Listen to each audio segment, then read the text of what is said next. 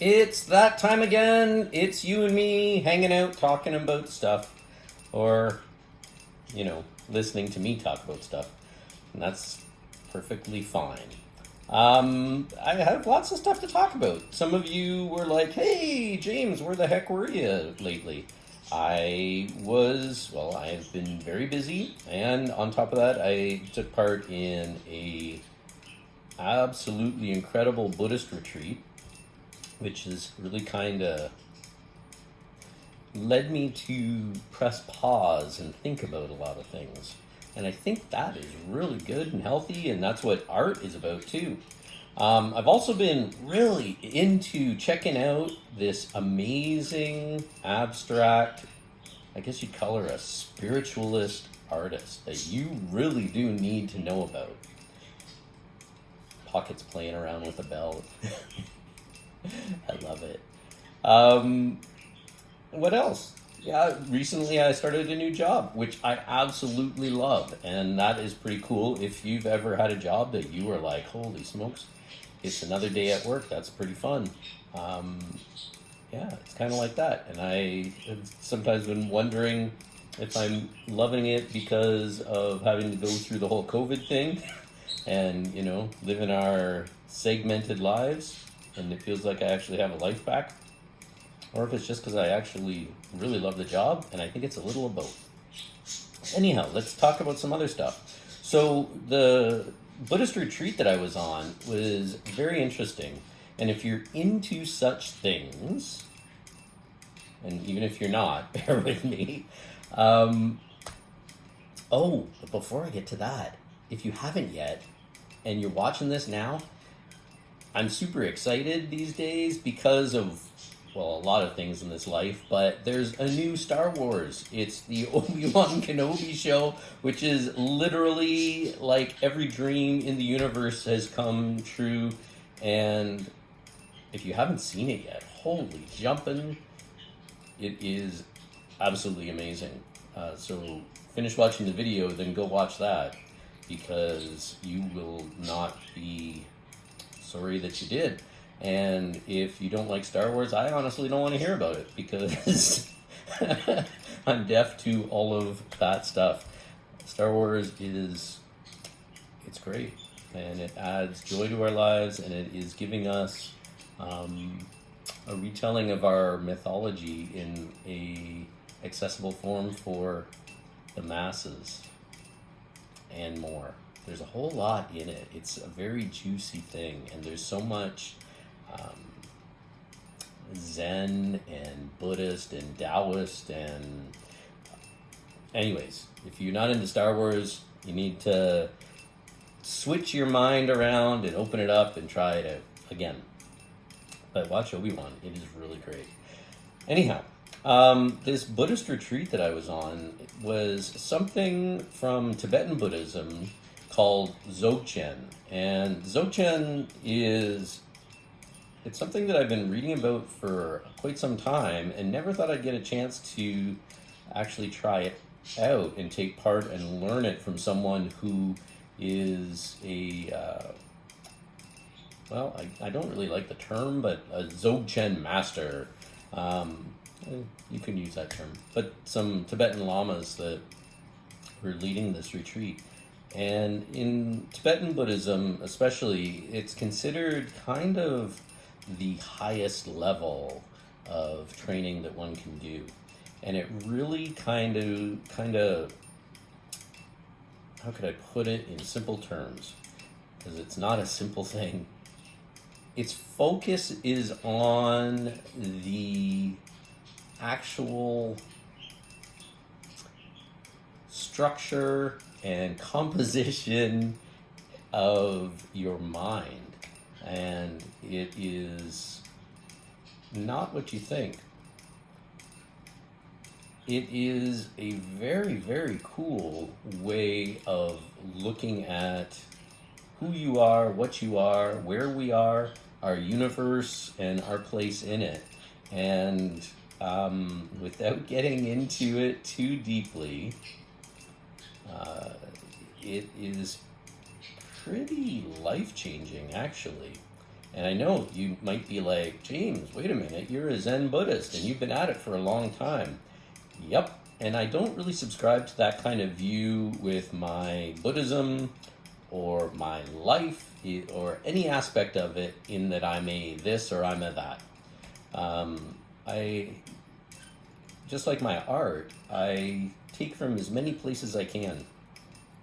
When I was a kid, I don't know if I haven't seen one forever, but there used to be these places that were smorgasbords, and you go there and there's, Italian food and Mexican food and Japanese food and Chinese food and, all these different kinds of foods and desserts and salads, and wow, it was absolutely incredible. And I loved that. And strangely enough, that's kind of how I look at everything that I do in my life. I try to be open-minded.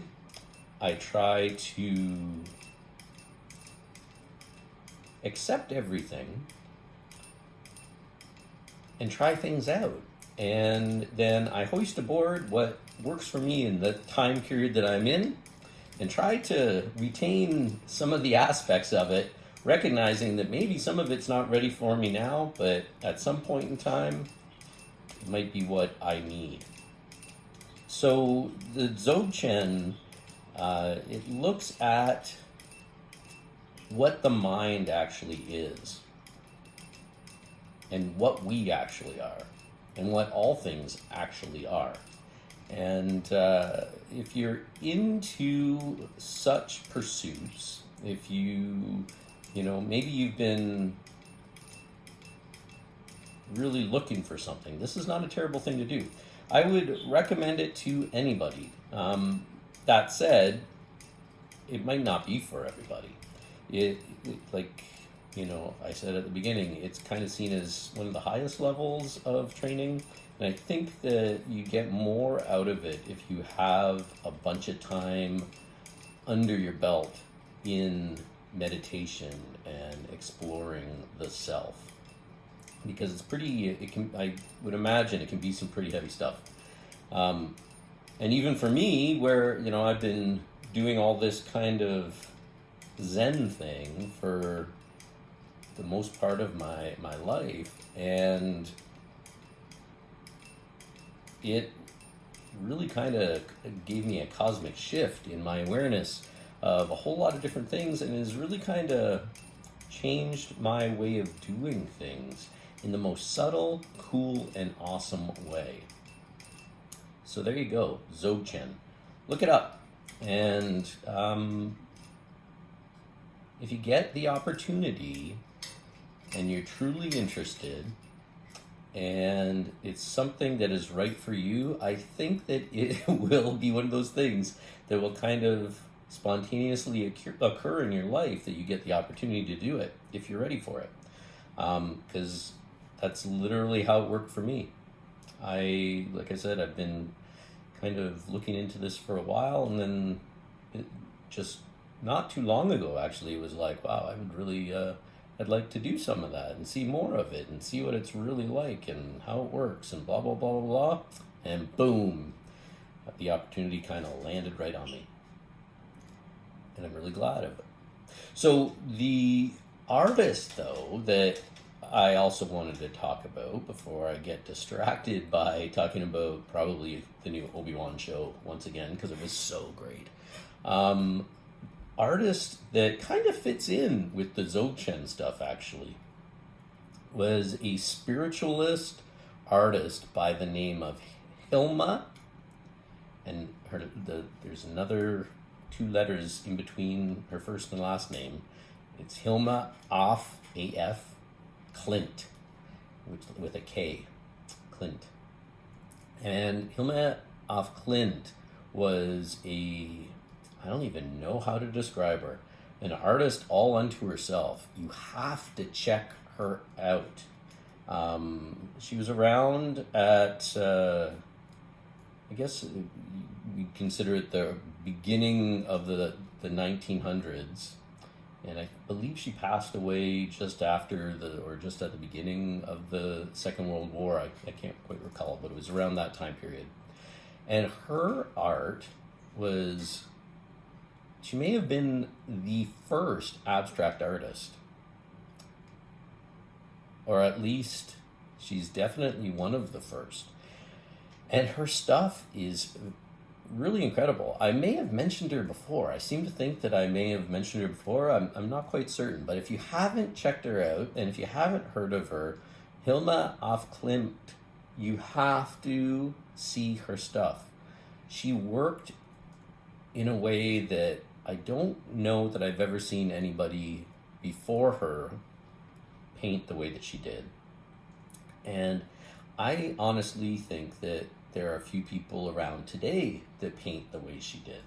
She kind of believed that she was I don't even know if kind of is right, but she was a conduit for something else that was coming out of her into her paintings.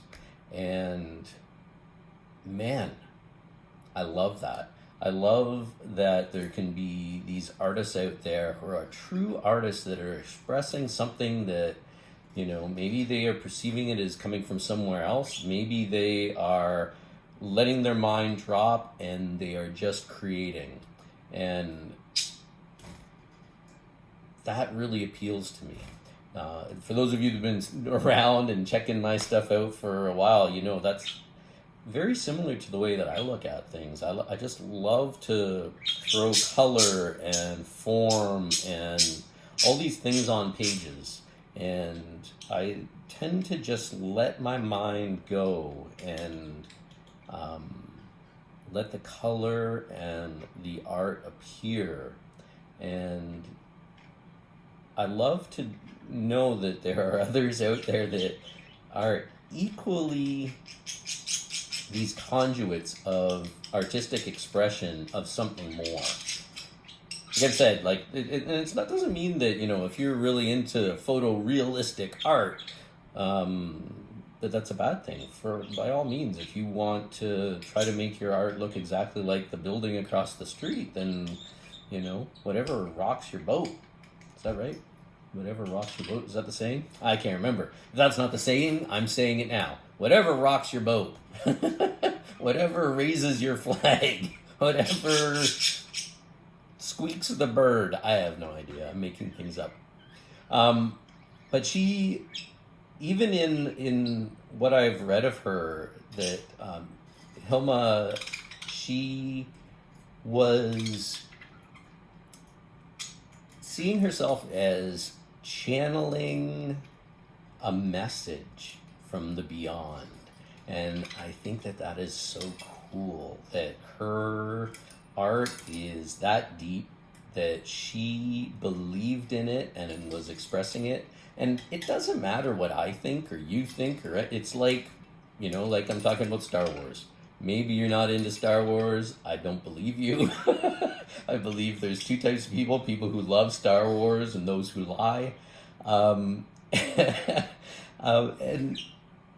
it's the same with art. You don't have to believe in what the artist is doing, but you have to appreciate what they're creating. And you may not dig Hilma's, way of thinking about things, but how can you not, really? When she's truly examining her life and who she was and what she was, and leaving that in a form for all of us to see. And that's amazing. And it really kind of, when you look at the stuff, it's got a feeling to it. There's a resonance there. There's something there. And you'll see what I mean. So check her out, Hilma A.F. Klint. And you will see some very cool things. And I've never seen them in person, but from what I'm reading, they were massive, gigantic paintings of, I believe it was watercolors too, now that I'm thinking about it, which is awesome because that's kind of the vibe that I've been going off lately too. Yeah, so there you go. What else is going on? I don't know if I told you last time, but my greenhouse that I assembled blew away in a windstorm. I managed to, actually, one blew away and was destroyed in a windstorm. Assembled a new one. That one blew away in a windstorm. And now I put it back together again. And yeah, hopefully no more windstorms. And or I've got to figure something else out, because that's not so awesome. You don't want to have to reassemble greenhouses all the time, that's for certain.